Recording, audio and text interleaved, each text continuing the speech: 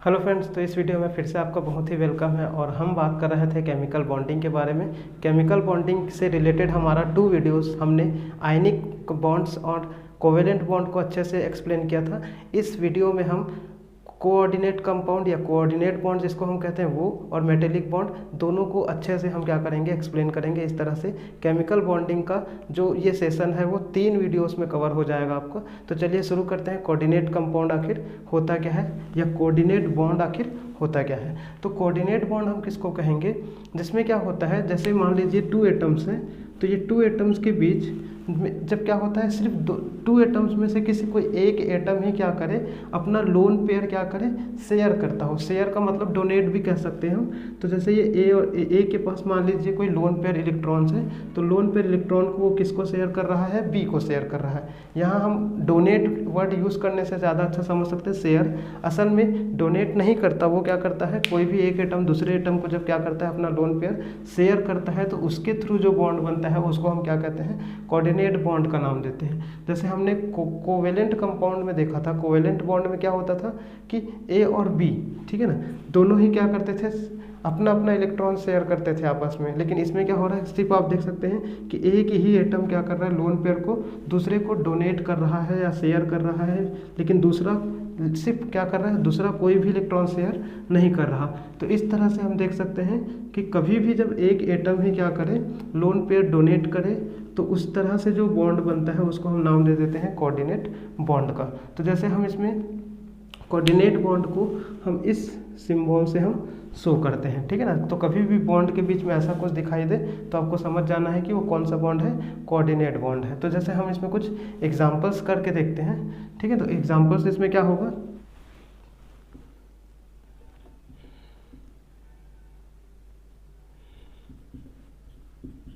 तो फ्रेंड्स आप देख सकते हैं ये अमोनिया है।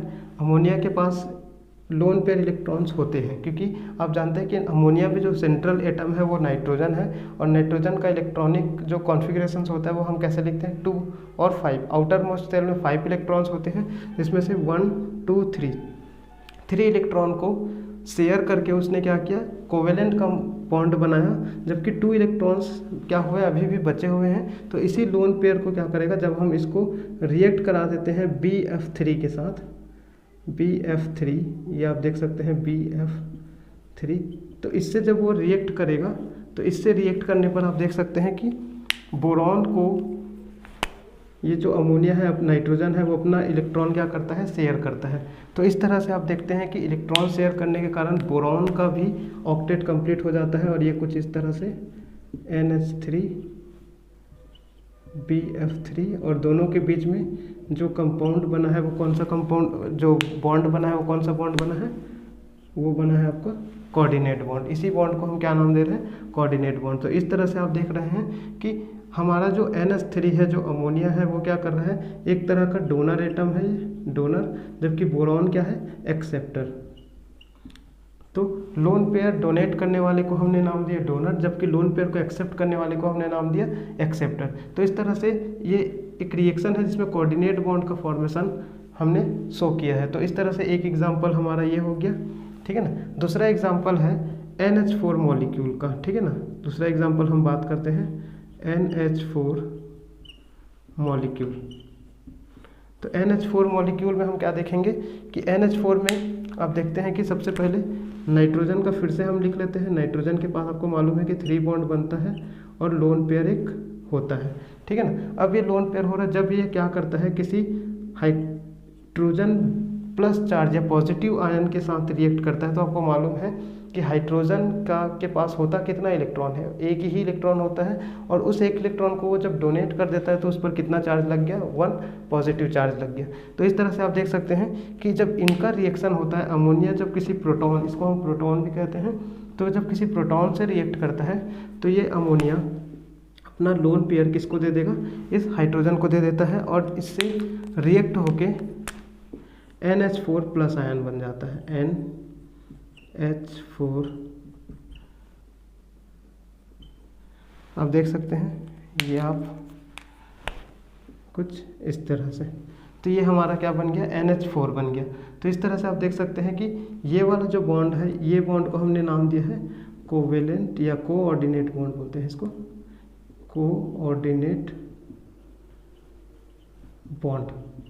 जहाँ भी आपको एरो का निशान, एरो का सिंबल दिखाई दे, वो उसका क्या मतलब है, कोवेलेंट बॉन्ड। तो आप देख सकते हैं कि यहाँ जो 3 बॉन्ड है वो 3 बॉन्ड तो क्या है आपके कोवेलेंट बॉन्ड ही है, क्योंकि जो इसमें हम देख सकते हैं हाइड्रोजन और नाइट्रोजन के बीच जो इलेक्ट्रॉन शेयर है वो बिल्कुल इक्वल है। ये भी एक इलेक्ट्रॉन, वो भी एक इलेक्ट्रॉन आपस में शेयर कर रहे हैं, और इक्वल नंबर ऑफ इलेक्ट्रॉन जब शेयर होता है तो हमेशा हमने बताया था कोवेलेंट बॉन्ड बनता है। जबकि एक एटम ही दूसरे को दे, दूसरा कुछ ना दे, तो उससे जो बन रहा है वो कौन सा बन रहा है, कोऑर्डिनेट बॉन्ड बन रहा है। तो इस तरह से हमने 2 एग्जांपल देखे, जिसमें से फिर से मैं इसको क्या मान सकता हूँ, ये है आपका donor atom, nitrogen is a donor atom, but यहाँ जो प्रोटॉन है वो क्या है आपका एक्सेप्टर। ठीक, तो इस तरह से हमारा कोई मॉलिक्यूल बन जा रहा है। तो ढेरों एग्जाम्पल है वैसे, है ना। तो इसमें से आप इसको भी ले सकते हैं, इसको भी ले सकते हैं। आपको थोड़ा याद रहे होना चाहिए हमारा जो एसिड बेस कॉन्सेप्ट था, एसिड बेस कॉन्सेप्ट में हमने आपको बताया था लुईस एसिड और लुईस बेस। तो लुईस एसिड हमने किसको कहा था, लुईस एसिड क्या होता है आपका,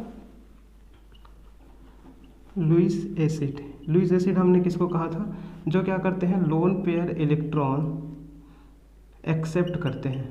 याद रखिए, लोन पेयर इलेक्ट्रॉन जो क्या करते हैं, एक्सेप्ट करते हैं, उसको हम लुईस एसिड कहते हैं।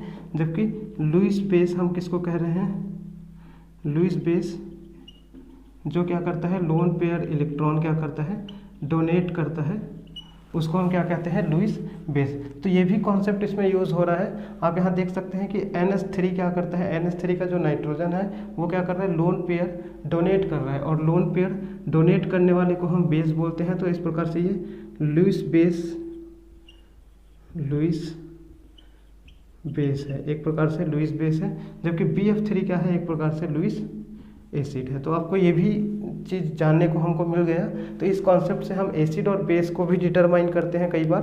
तो जो भी चीज़ क्या करता है, लोन पेयर इलेक्ट्रॉन देता है, उसको हम बेस, जबकि लेने वाले को क्या बोल देते हैं, एसिड बोल देते हैं। तो इस तरह से ये कोऑर्डिनेट बॉन्ड होता है, बहुत ही सिंपल बॉन्ड है। ठीक है, आपको बस समझना ये है कि इसको हम एरो के निशान से हम शो करेंगे, एक ही एटम देगा, दूसरा चुपचाप उसको क्या कर लेगा, एक्सेप्ट कर लेता है। तो इस तरह का बॉन्ड हमेशा कोऑर्डिनेट बॉन्ड, और जिन कंपाउंड में ऐसा बॉन्ड पाया जाता है उसको हम नाम दे देते हैं कोऑर्डिनेट कंपाउंड का। तो अब इसमें हम नेक्स्ट अगर हम देखें तो एक और आयन हम बना के देख सकते हैं, हाइड्रोमियम आयन का हम एग्जाम्पल देख सकते हैं।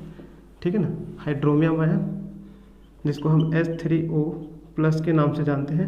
तो ये हाइड्रोमियम आयन भी कैसे बनता है इसके बारे में हम बात करते हैं। तो हाइड्रोमियम आयन में आप देख सकते हैं कि जो H2O होता है, ठीक है ना, ये है आपका H2O, और इसके पास भी लोन पेयर है। जब इसको मैं क्या करता हूँ, H+ से रिएक्ट कराता हूँ, तो आप देख सकते हैं कि ये क्या करेगा, अपना लोन पेयर किसको दे देगा, हाइड्रोजन को, और इसके थ्रू हमारा जो नया कुछ बॉन्ड बनता है वो बन जाएगा हमारा H3O लिख सकते हैं डायरेक्ट, H3O+ चार्ज। तो इस तरह से ये प्लस चार्ज इस प्लस चार्ज को शो कर रहा है। तो इस तरह से हमारा हाइड्रोमियम है। तो आपको कम से कम 3 एग्जाम्पल्स मालूम होने चाहिए। ठीक है, 3 से 4 एग्जाम्पल्स सफिशिएंट होता है कोऑर्डिनेट बॉन्ड के लिए। तो ये सब कोऑर्डिनेट बॉन्ड के एग्जाम्पल्स थे। अब हम कोऑर्डिनेट बॉन्ड के एग्जाम्पल को कैसे फॉर्मेशन होता है कोऑर्डिनेट बॉन्ड, ये हमको मालूम चल गया है।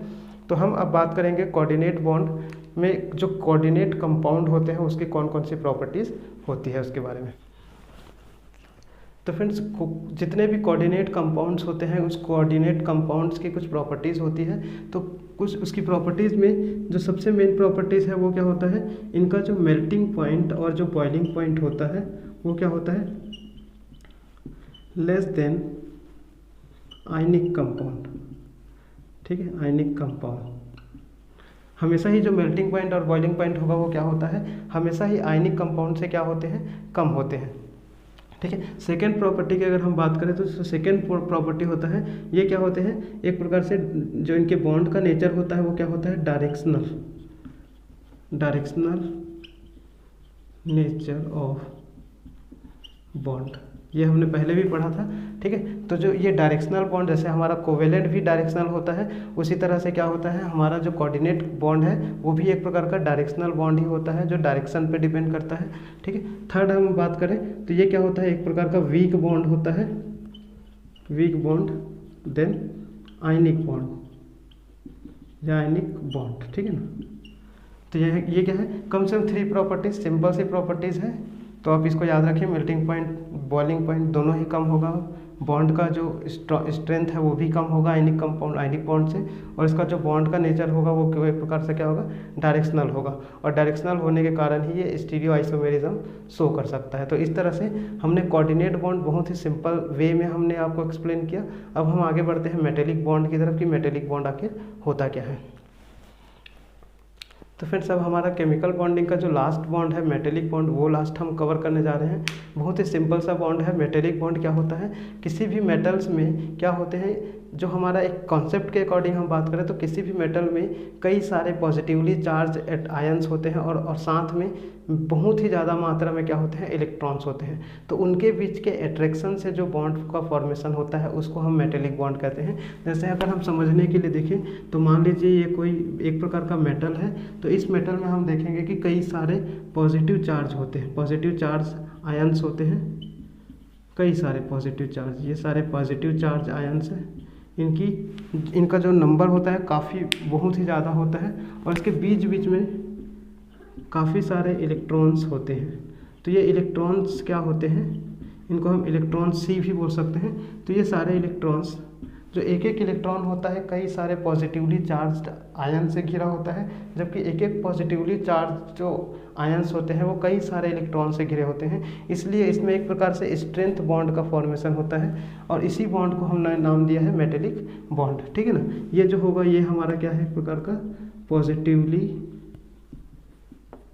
चार्ज आयंस, ठीक है ना, पॉजिटिवली चार्ज आयंस है, और साथ में ये हमारा क्या है, ये हमारा इलेक्ट्रॉन का क्लाउड है बोल सकते हैं, ये इलेक्ट्रॉन्स।